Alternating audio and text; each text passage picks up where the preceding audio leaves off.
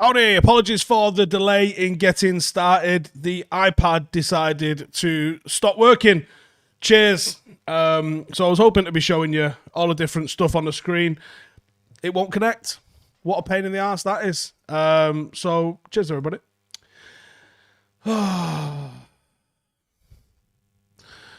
What a weird game that was. First half, United seemingly look like we're fully about to absolutely bottle the opportunity for an easy 3 points. Second half, we start playing a little bit of football, and I don't know if it flattered us, maybe, some of the chances that we created, but Newcastle just fell to pieces. Very much a game of two halves, and very much seeing this with United of late, where the first half, it's very, very tight. We come out in the second half, we find our rhythm, we find our gear, and we manage to get it over the line and get the job done. More often than not. Not perfect, obviously, but more often than not, we are getting it done. There's a flavour. Like the video if you are enjoying being what I'm about to call moral first. Petty? Yeah. Arsed? Absolutely not. So, yeah. That's where I'm seeing us at the moment in the league. We're not catching City. I guess it never was a title challenge after all. But it's nice to be second, I guess, and let the progress continue. Some good quotes from Ollie last week coming out saying, we are now looking like we've got the plans in place to go on and become a dangerous team, and I like the sound of that. I very much like the sound of that. Pinch says, made a good point on BT. Newcastle style of play is high press, knackered them out on 60 minutes, maybe.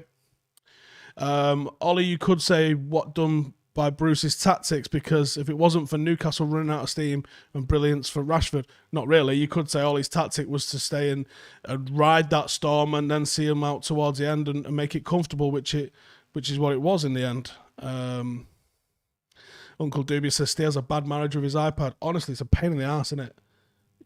Especially when it's all Apple products, all USB-C. Come on, man, make this shit work. It's got to be an easier way to do this.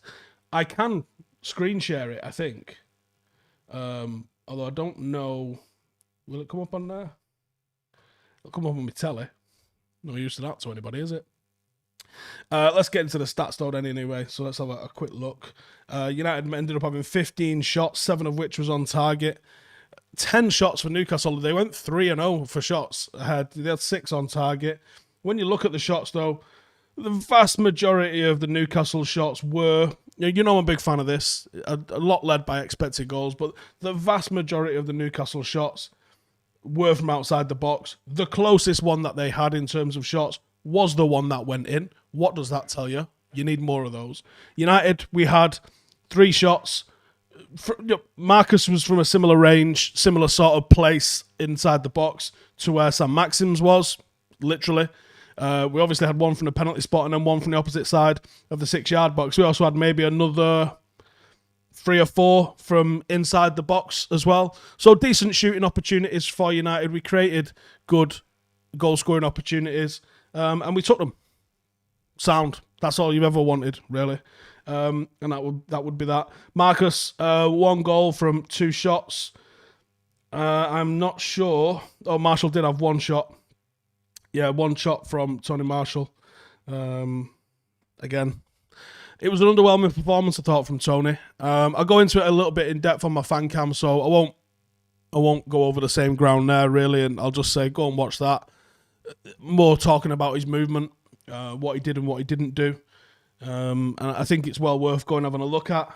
I thought United did very well in terms of we held the ball very well. We were never really flustered in possession, and I thought we did quite well on that. Newcastle's plan was seemingly to target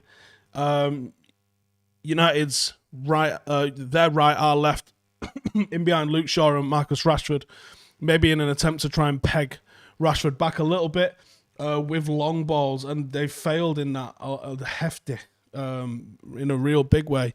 I thought Luke Shaw was caught completely napping. Some of you need to actually go and watch the reasons why I've criticised Luke Shaw. And if he continues to do the sort of things that he did tonight, I'll continue to criticise that lapse of judgment. Between him, a little bit of Harry Maguire for their goal, who obviously could have cleared it a hell of a lot better. I think... Hey up. It looks like there's... I've just been sent this. It looks like Lascelles gets elbowed by Harry Maguire. Is that right? It is right. Wow. I think Harry Maguire could be in trouble here looking at that. Looking at that, that's just come through there. Harry Maguire does drop a meaty little elbow on Lascelles. He could be in the shit for that, I think, you know. But yeah, Harry Maguire and Luke Shaw. BT gave man of the match to Luke Shaw. Yeah, but did you hear why? Apparently, I didn't hear it because obviously we don't have this commentary on when we're doing the watch along. Alex told me that Jermaine Jenner said he's probably player of the season, so I'm giving him man of the match. What the fuck sort of excuse to give someone man of the match is that? Go watch their goal back. Go a couple of phases before that. The reason that they end up getting the corner is Luke Shaw just completely switches off and loses his man. No excuse for that whatsoever. And then Harry Maguire's inability to clear the ball that comes into the box, allowing it to drop inside the box. You've got to get rid. How many fucking times do you hear people say this? The reason people say it is because that's what you've got to fucking do. You've got to clear your lines. Harry Maguire allows it to drop inside the box. And then this is also inexplicable. Where's Fred? Where's James? Where's maybe Matic? How's nobody picking up Saint-Maximin? He's the dangerous player in that squad. You can't tell me that they've looked through that team and gone, right, here we go. We're just going to leave Saint-Maximin free in the box because he's not a threat in any way, shape or form. It's ridiculous. It's absolutely fucking ridiculous. So, Luke Shaw, don't lose your man. Harry Maguire, make sure you get your fucking head on stuff. And whoever the fuck was meant to be picking up Saint-Maximin, fucking pick it up. I'm assuming it was Fred, but I don't know it was Fred. Unbelievable. Unbelievable. A lot of people mentioning James. Who is your man of the match? I thought Marcus was very good. I do think it was a dive for the penalty. It was a phenomenal fucking goal. What a goal that was. For starters, megging the guy, beating him a second time, putting it near post with some unbelievable accuracy for the goal. What a fucking goal that was. If Mbappe does that, people have got the dicks. That's it. People are just whipping a dick out and touching it. It's just... Oliver says, Shola Shoretire. Shortire is how I'm going to keep saying it. Shortire, I think is how you meant to say it. I'm going to fuck that up. He's going to be called Shola from here on in because I don't know how to say the rest of his name. Outside of that, I thought James was very bright and had a lot of energy and did a lot off the ball, which I always appreciate. Bruno, as somebody said in the watch-along comments, Bruno was shit today but comes away with a goal and assist. He can carry on being that shit as far as I'm concerned. Kevin, oh, thank you, Kevin. I did mean to talk about this. He says, we're shit from playing from the back. Loads of sloppy passing. Good result, but not good enough. Again, Show Ratire, something like that. Yeah, whatever. Fuck it. Playing out from the back, United put ourselves under trouble. The way we are at set pieces and the way we play out from the back, honestly, this is on the coaching staff. Some things people say, oh, Ollie's got to go for that reason. Or that's on Ollie. Well, the way we play out from the back and how we are at set pieces, well, that's on the coaching staff. And we've got to improve significantly in those areas because we allow teams that we should batter, we allow them to think that they can compete with us when they fucking can't. And that's the issue. We allow people the opportunity to get points against us. Instead of them being better than us, we give them the open door. That's the nightmare that we have. Coaching staff have Rona. Yeah, today they have Rona, but do you think that they make a difference today from the sideline? That shit's been done for months and months and months, and that's in the handouts that they'll get going into the pre-match stuff. That's not something that happened today. Ollie's just said that Ahmad and Shola will probably not start versus Sociedad. Fucking boo. Pinch Weasel says, the zonal marking, is that to stop us giving away penalties for holding, etc.? It might be. I think you've got to do a little bit of zonal and a little bit of man marking. I think it's got to be mixed. I don't think the answer is to go through one of those philosophies entirely. I can't remember if we did this on air or off air, but I spoke to Rennie about set pieces because I was asking him specifically for Paddock because I'm like, look, we've got a small technical side and we're getting twatted at set pieces. What do you recommend? And the thing he recommended, have I got a...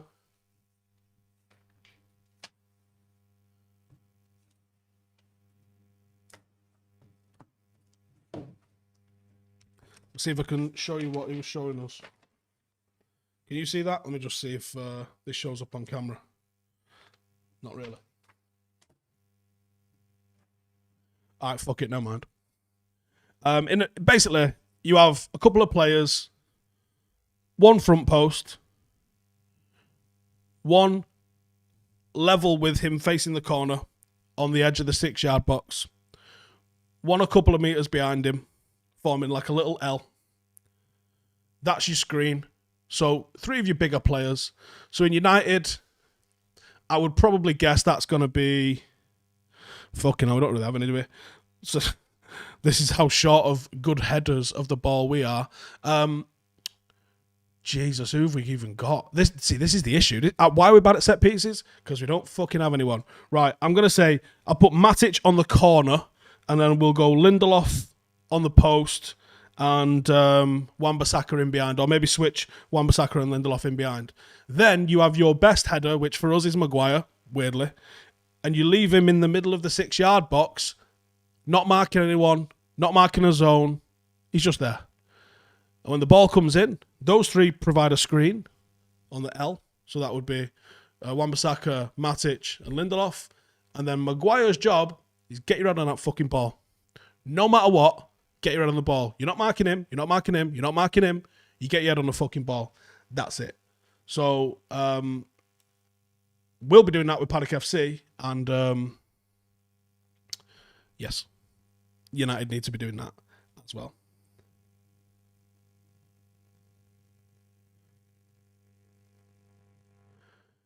Dan James is our second best minutes per goal at United this season. Interesting.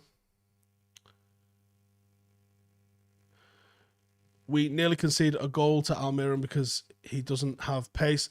I don't know who you're talking about there with that one. But yeah, we did let them back in. Lindelof, I think he pulled his shirt, but got absolutely tatered for pace. And I don't know how the fuck we managed to recover, but he had a 5 or 6 meter head start on him and lost. And you just go, yes, we need a fast centre half, but there's a little bit more to it than just being quick. Like, there's so many issues with us. I've seen a couple of people saying, was it a penalty? For me, no, it wasn't a penalty. I think he dived. And at the very least, if he didn't dive, he went down easy, if you want to call it that. Nick Eel says, we are missing Pogba. Totally agree. Right, I'm going to head over to our Discord group. There's been a few of you recently joining as well, so cheers for those who've just joined. I had a video which I uploaded before the game and it failed, so as soon as this finishes, I'll be trying to upload it, but that was from the drive-in, if you want to come and check that one out. Peter Kelly says 9 points clear of the best team in history. It's not a bad shout. The guy stands on his toe. I didn't see that. If he stands on his foot, then fair enough. But for me, it didn't look like that. It looked like he just went down a little easy. So we'll see. Yeah, we'll see on that one. I thought it was a bit on the easy side, to be honest with you. But yeah, this channel is supported by my Patreon group in a massive way. Absolute legends in there. And savages in there as well, if we're going to be real. We've got a Facebook group. We've also got a Discord chat as well. There was some very, very minor transfer news put in there this week. Whether or not it comes off, I'm very sceptical. Early preliminary conversations. about a new striker. So if you're interested in that, go sign up. Link for that will be in the description below. And if it's not, Will, can you stick it in there, please, for us before this finishes? Right. Questiones then. When do I think Hugo will be called up to be back up to Eddie and Mason as a striker? I don't think he will be this season. And I'm shocked Shota Tire got a shirt today, to be honest with you. I think the reason he got a call up today and last week was probably because he's just signed his pro deal, and I think it was probably included in the negotiations. Now we're beating Newcastle. Is it too soon to say 22 is coming? Yes. With no obvious option, in my opinion, who was my man of the match? Again, yeah, no obvious option. I thought Matic looked decent. Outside of that, Marcus was quite effective. Don't know. Oh, yeah, that's a good point. You can also become a member straight onto this channel. It's exactly the same as what they get on Patreon. You get no more, you get no less. But it is dearer on YouTube because YouTube take like fucking half of it as processing.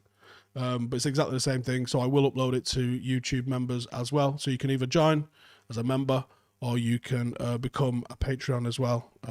Let us know once you've done the description, Will. And if you give it a refresh, it should be in the description below. If not, can someone let him know? With that fine performance, is Martial finally showing that Ballon d'Or form? Oof. I thought it was poor from Martial today, and when he's not doing movement, what are we getting? Joe asked me on the watch along, why has he been so poor? And honestly, I don't know the answer. I don't know the answer. Really couldn't tell you the answer. How does Van der Beek get a muscle injury out of thin air? I don't know, he's destined to not play, isn't he? How much better does Wan-Bissaka look with a player ready and willing to track back? It's massive. Yeah, he's really been hung out to dry by that lack of right wing on there as well. Really badly. You know, if it works with Dan James, that might be the best thing for both of them. I didn't think Dan James was the right answer to start him today, but you know, he proved me wrong a little bit. And I thought he was decent. Adam in the Uni Grants says, what do you think of Dan James today? Enough to see him get a run of games. I think there's certain games where you go, do you know what? Dan James needs to play in this. But I don't think it's every week. Chelsea, because I'm assuming that we're not talking about the Sociedad game, because that's kind of a foregone conclusion. Chelsea, maybe, yeah, in all honesty. And if it's down to, is it him or Tony Marshall, there's no question in my mind. He plays well ahead of Tony Marshall at the moment. Thoughts on Fred's shots from outside the area today? He's a great player. And by great, I mean like good. Until the shots. With the shots, he does man nothing. Is Fred's passing limitations playing him out of the squad as we move to a possession-based team? Surely Garner could do his job. Maybe. Experience, though. Can Garner do that? We'll find out, I am sure. Was Bruno assist really all that lucky? Second time he's done that. I mean, it was a bit fortunate. I don't think he was like, let me just put the tiniest of touches to make sure that this goes through. Trying to get to a bad ball to keep it alive. Any other player probably left it, and that would have been an easy clearance.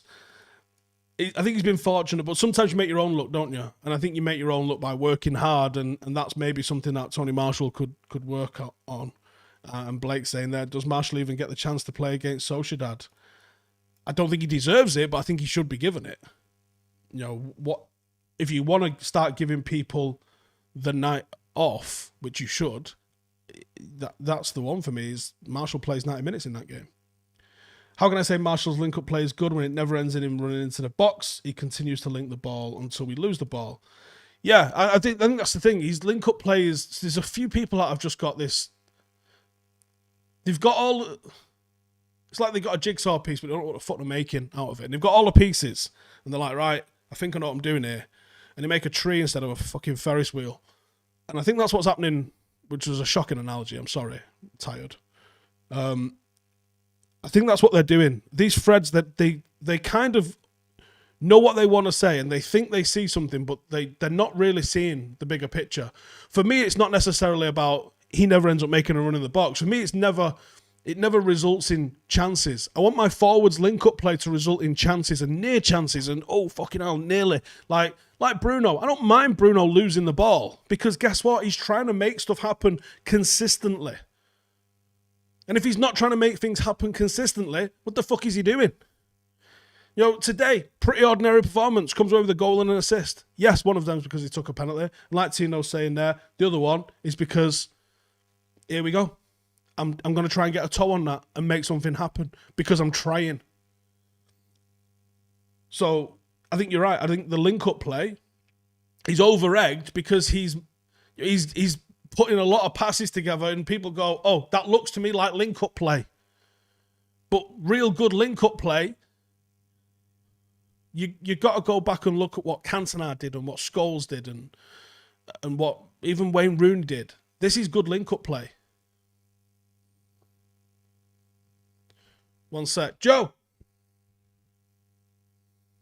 Who's here? All right, okay. Has that got a key? As you were. See you later. So, yeah, I think people over-egg this link-up play from Tony. I think they think they know what they're seeing, but I don't think they know what they're seeing. And for me, he's fantastic dribbling. And that masks a ton of other stuff in his game that he has not developed. He's a 25-year-old forward with a Ballon d'Or clause. He's not reached that potential, and I'm not sure he's gonna. Notch says, special live Twitch party stream for when Fred finally scores another goal for us. Maybe. We need an excuse to fully open the bar properly. How many rockets would it take to get Marshall to bust a gut, making runs into the box and getting the end of something, or even just a gamble on a potential mistake? I think a lot of people have really started to just go, do you know what, I might be done here. Can we start a petition to ask Fred never to shoot a goal again? And a lot of these questions. Do you think Fred's just trolling us with his shooting? Yeah, he played attacking mid at Shakhtar and was signed for his passing, vision and creativity, according to Mourinho. Fucking hell. Does the defender become before a right winger this season? It's fluid. And the next question's kind of on that. How long do you think it will take for Ahmad to be fully integrated into the team? And do you also think we will sign someone like Jadon, or will Ahmad fill out that role? Who knows? I'd be very surprised if Ahmad does fill out that role as a starter. And I don't think you should always look at a first 11 and as a complete thing. I think you should always have 22 to 24 players in your squad. And yes, there'll be some players like your Brunos who, when they're fit, I'm starting, and that's that. Deal with it. We don't have that in every single position yet. But you look at the impact, and this is kind of touching on what I was sort of saying earlier. When I did the video for the patrons this morning, one of the things I was talking about is look at the difference that Van Dijk made. It's a very similar difference that Bruno made to United. United have to go and find the rest of the players that will do that. Now, I admit that's not the easiest task. But sometimes you have to, you're looking for those. Like, I don't think United have gone into the transfer window every time looking for that game-changing player. I think we might have done with Maguire, and maybe he was at the time, but I think we've evolved since. But if you're not going out looking for the players that are going to have a Bruno-level impact, what are you doing? And why aren't we looking for those sorts of players? Because if you're not looking for those sorts of players, you're doing us a fucking disservice. Malcolm Booth says, Howson, fuck you on Luke Shaw. Well, fuck you. How about that? If you're not seeing it, it's because you don't want to see it. I'm not inventing things. Go watch how they fucking scored the first goal and tell me why they ended up with the corner. And if you think that switching off is what an elite level fullback should be. Thank you for coming to my TED Talk. Darren Waller says, haters will always hate, but I don't think we're that far away from what people think. I think we're still a little bit far off, to be honest with you. I think we are still several players. It might not take several players to start winning things, but when I compare this to the greatest United sides that I've seen, then I honestly don't see us being anywhere close to that. Bruno might be one of those players. Marcus might be one of those players. How many of those players are in our team? Because there's not many. There are not many in the slightest. Stay after the Rona. Hopefully EasyJet will get flights between Manchester and Granada going, and we'll have to get a paddock Fiesta sorted. Is that where you lot are based? It's wild. DE says, have to be ruthless and sell Marshall. Is there a lot of people thinking that? Let us know in the comments. Say, sell Marshall, keep Marshall. Let's see what you're saying here. That goal is because Maguire is shit. I've spoke about the conceding of the goal already, and I've said Maguire's at blame for it. But look at why we end up conceding the corner. You can't just look at the outcome of everything. You have to look at what led to it sometimes. A lot of sells, lot of sells, lot of sells, lot of sells. Some keeps, keep, sell, sell, sell, sell, sell. I'm thinking the vast majority here is sell. Wow. This is a guy that scored 20-plus goals for us last season. Mad. And I think that is quite conclusive for me. Yeah. So many people saying sell him, sell him, sell him. A couple of keeps are in there. It's not entirely sell, but I'm looking at, this is maybe 80 to 90% sell and maybe only 10% keep. So that's madness. And on that note, I think we're done. 5 things will be out in the morning. Make sure you tune in for that. I'll be also on Rio's show. We've got some belting guests, 3 of them coming on tomorrow. So make sure to come and tune in to 5 for that. But cheers for tuning in. As always, make sure to subscribe and also make sure to go and check out the Patreon group. The link for that should be in the description anytime soon. Anytime you like, lads. And if it's not, I'll make sure to comment it just in a second once the video finishes. I'll see you in a bit. Laters.